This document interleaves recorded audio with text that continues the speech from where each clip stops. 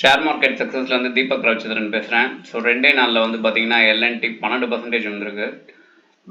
ஆனால் வந்து பார்த்தீங்கன்னா இந்த இயரில் எல்என்டி தான் வந்து நல்லாவே பெர்ஃபார்ம் பண்ணுச்சு. காரணம் என்ன அப்படின்னா உங்களுக்கு தெரியும், வார் போயிட்டுருக்கு.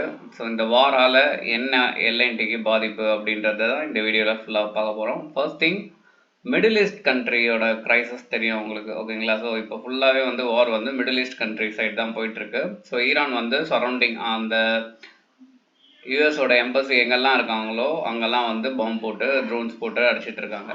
இப்போ என்னன்னா மிடில் ஈஸ்ட் கண்ட்ரி தான் வந்து நிறைய ஆர்டர் வந்து எல்என்டி வாங்கியிருக்கு. இப்போ எல்லாமே அந்த ப்ராஜெக்ட் வந்து அப்படியே நிற்குது.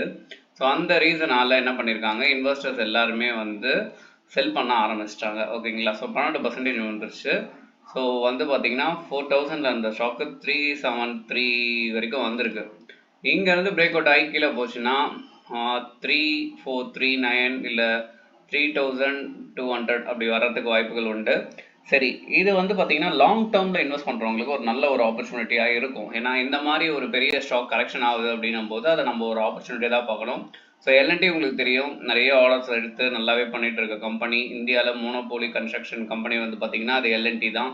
ஸோ இது ஒரு நல்ல ஆப்பர்ச்சுனிட்டியாக இருக்கும், கரெக்டாக நீங்கள் யூஸ் பண்ணால் மட்டுமே. ஸோ இந்த மாதிரி ஷேர் ரிலேட்டட் நியூஸ் நீங்கள் தெரிஞ்சுக்கணும்னு நினச்சிங்கன்னா நம்ம ஷேர் மார்க்கெட் சேனலை சப்ஸ்கிரைப் பண்ணிக்கோங்க. நன்றி, வணக்கம்.